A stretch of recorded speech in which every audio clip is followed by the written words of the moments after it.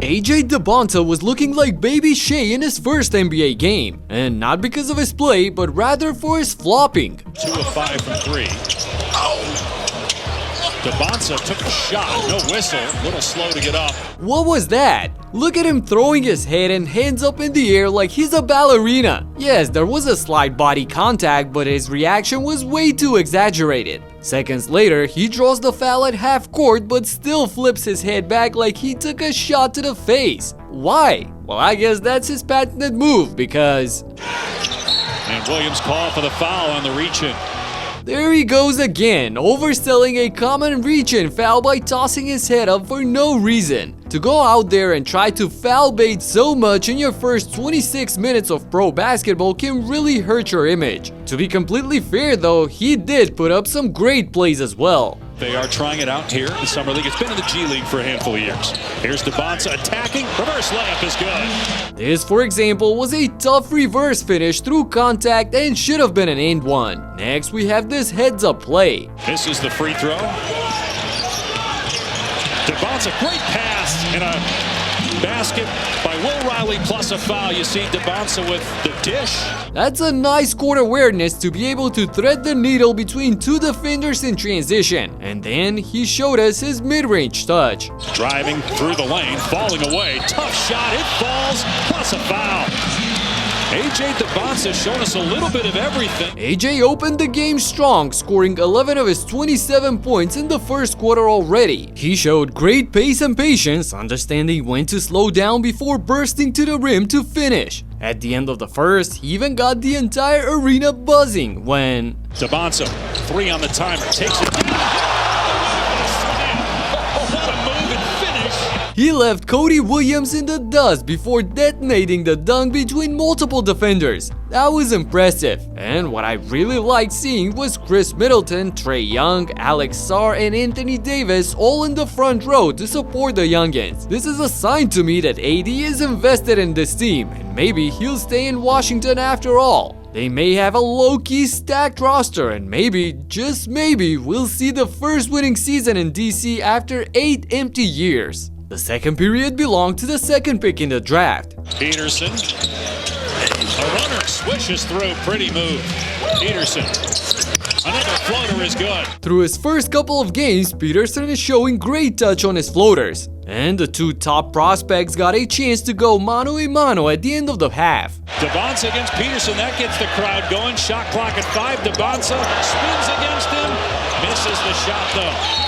This is what the fans came to see in Vegas. Dybantsa vs Peterson going head to head. Unfortunately, the nice spin move ended up empty. In the third, however, AJ showed us what else he got in his bag of tricks. Shot clock at 4.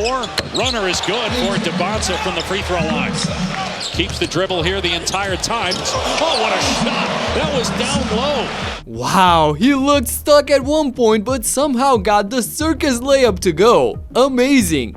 The one thing that's missing from his offensive arsenal though is the three-point shot. He went 0 for 5 from downtown in this one. This isn't a surprise though, as he shot an underwhelming 33% in college. And after his last 3-point miss in the fourth, the number 1 pick in the draft asked for a sub, slowly getting back on defense with a slight hobble in his step. Peterson tried to blow past Dybantsa. They get tangled up. We haven't seen them go head-to-head much tonight.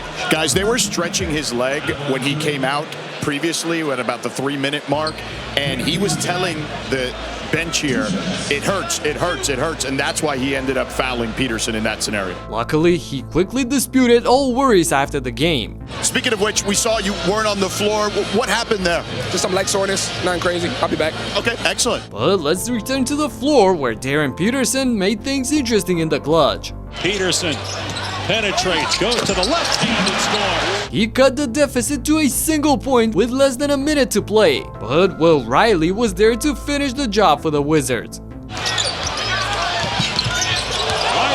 shakes Williams, finishes on the foul. Will Riley drives the lane, and a great finish by Riley. At the end, Peterson finished the game with 24 points and 8 turnovers on 33% shooting from the field in his first loss ever against Dybantsa. On the other hand, AJ's 27 points actually tied him for most ever by a #1 pick in a Summer League debut. He was money last night. And speaking of that, you may be entitled to a potential recovery of over $1,000. Here's why. Recently, a jury ordered Meta and YouTube to pay millions of dollars for their role in designing and promoting addictive platforms. They knew their apps can contribute to anxiety, depression, and body image issues, but did not share those risks while prioritizing profits. The recent history verdict underscores the consequences of those decisions. Now, Morgan & Morgan is stepping up to hold these platforms accountable for the harm they caused. Click the link in the description to take a short quiz. You may be entitled to a potential recovery of over $1,000. Another guy that stood out was Yaxel Lendeborg from the Warriors.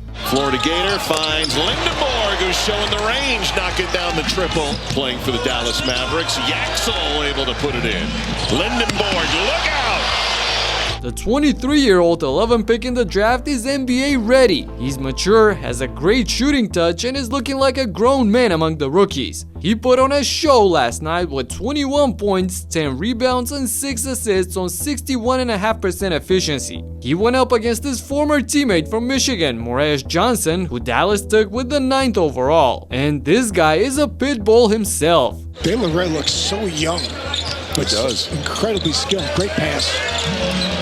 Highest draft pick since Jonathan Kuminga was the 7th pick in 2021. And there's Morez Johnson Jr., his Michigan teammate, continuing his outstanding first half. Can you play make, or can you make the game easier for others? And one opportunity for Morez Johnson Jr. Johnson is a big body that can run the floor with ease and has great defensive instincts. He collected a couple of blocks and 3 steals last night, never quitting on a play. Morez finished the game with 27 points, 8 rebounds, and 3 assists on a superb 70% efficiency, 10 of which came in the last period as he tried his best to make this game interesting eventually. But Yaxel was there to put the exclamation point. Count is on for Lindenborg, throws it to Richard. Oh, great pass. Yaxel takes it to the rack and scores. That went from nowhere to 2 points in a hurry. 7-point game, tip in the backcourt. Cryer's got it. To Lindenborg, who flies in for the hammer. Now that's how you end the game. And after the latest buzz around LeBron with Sixers making a strong push for him, it seems like the Dubs are losing ground in the race to land them in free agency. So you gotta tell LeBron, you gotta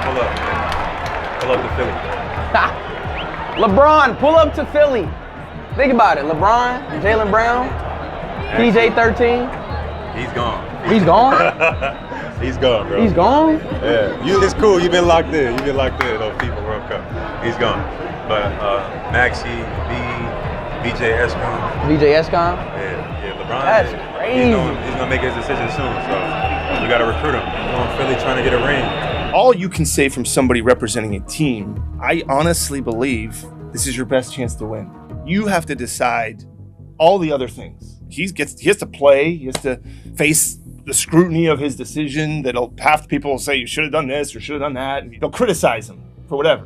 What I would just say is, if it's about winning, let's talk about this team, because you can win here in Philadelphia. If this happens and Bron goes to Philly, Yaxel will see plenty of playing time throughout the season, and I expect him to fit immediately in Steve Kerr's system. So since we mentioned them in the same sentence with James, I gotta take you back 23 years ago when rookie LeBron played like a different animal in Summer League. He was a real national treasure back then, making appearances on the ESPYs and the VMAs at 18 years old midway through the games. I documented everything in this video right here, so check it out and talk to you in the next one. Peace out.